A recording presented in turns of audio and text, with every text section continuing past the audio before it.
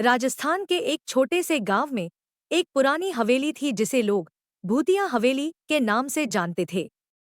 यह हवेली वर्षों से वीरान पड़ी थी और गांव के लोग कहते थे कि इसमें भूतों का वास है। कहते थे कि रात के समय यहाँ अजीबोगरीब आवाजें आती थी और कोई भी वहां जाने की हिम्मत नहीं करता था। इस हवेली के रहस्य को जानने के लिए चार दोस्तों राजेश, जो एक पत्रकार था, सुमन, एक फोटोग्राफर अरुण, एक इतिहासकार और नेहा, एक पैरानॉर्मल एक्सपर्ट ने वहां जाने का निर्णय लिया। एक रात जब पूरा गांव सो रहा था, वे चारों हवेली के पास पहुंचे। हवेली का विशाल दरवाजा चरमराते हुए खुला और एक ठंडी हवा का झोंका उनके चेहरे पर पड़ा।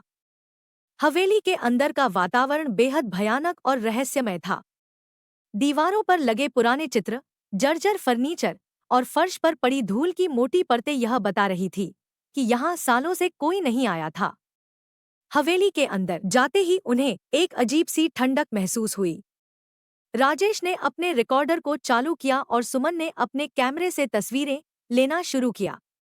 अरुण ने अपने दस्तावेज निकाले और हवेली के इतिहास के बारे में पढ़ना शुरू किया। नेहा ने अपनी ईएमएफ डिटेक्टर चालू की और उसे कुछ असामान्य संकेत मिले। हवेली के अंदर चलते हुए उन्हें हर कोने में अजीब अजीब आवाजें सुनाई देने लगी। कभी किसी के कदमों की आवाज तो कभी किसी के रोने की। जैसे ही वे हवेली के पुराने पुस्तकालय में पहुंचे, उन्होंने एक पुराना और धूल भरा दस्तावेज पाया। अरुण ने दस्तावेज उठाया और उसमें हवेली के इतिहास के बारे में पढ़ना शुरू किया।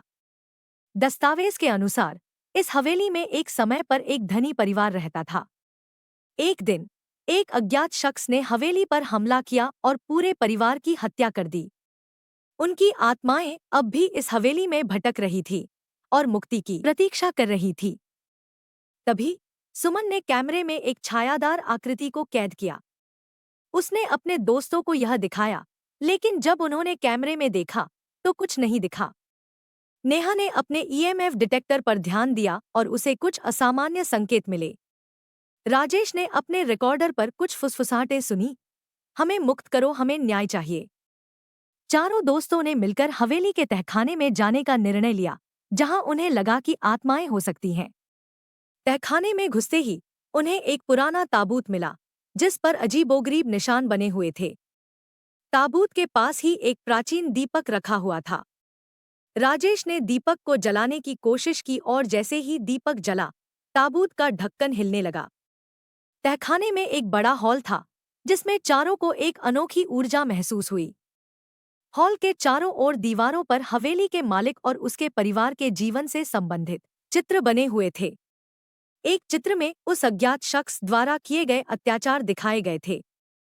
इस चित्र से उन्हें उस शख्स को हराने का तरीका समझ में आया। अचानक ताबूत का ढक्कन खुल गया और एक तेज रोशनी कमरे में फैल गई। हवेली के मालिक और उसके परिवार की आत्माएं ताबूत से प्रकट हुईं और उन्होंने कहा, हम सालों से यहाँ फंसे हुए हैं, हमें मुक्ति चाहिए। अरुण ने अपने दस्तावेजों में से एक प्राचीन मंत्र पढ़ना शुरू किया, जिसे आत्माओं को मुक्त करने के लिए लिखा गया था। हवेली के मालिक और उसके परिवार ने दोस्तों से कहा कि यह मंत्र अनुष्ठान का अंतिम हिस्सा है और इसे पूरा करने के लिए सभी को एक साथ मंत्र पढ़ना होगा। जैसे ही मंत्र पूरा हुआ, हवेली के मालिक और उसके परिवार की आत्माओं ने चारों को धन्यवाद दिया और कहा, आपने हमें मुक्त कर दिया, अब हम शांति से जा सकते हैं। आत्माएं हवेली से निकलकर आसमान में विलीन हो गईं और हवेली का भूतिया माहौल भी समाप्त हो गया। हवेली की दीवारों पर बने चित्र धीरे धीरे धुंधले हो गए और अंत में गायब हो गए। राजेश, सुमन, अरुण और नेहा की बहादुरी और सत्य की खोज ने उन्हें गांव में ही नहीं बल्कि पूरे राज्य में प्रसिद्ध कर दिया। उनकी इस कहानी को आहट के एक विशेष एपिसोड के रूप में प्रस्तुत किया गया, जिसे लोगों ने बहुत सराहा। अब भूतिया हवेली एक सामान्य स्थान के रूप में पहचान बना चुका था, जहां लोग बिना किसी डर के आ जा सकते थे। इस कहानी ने सभी को यह सिखाया कि सत्य और न्याय की हमेशा जीत होती है, चाहे रास्ता कितना भी कठिन क्यों न हो।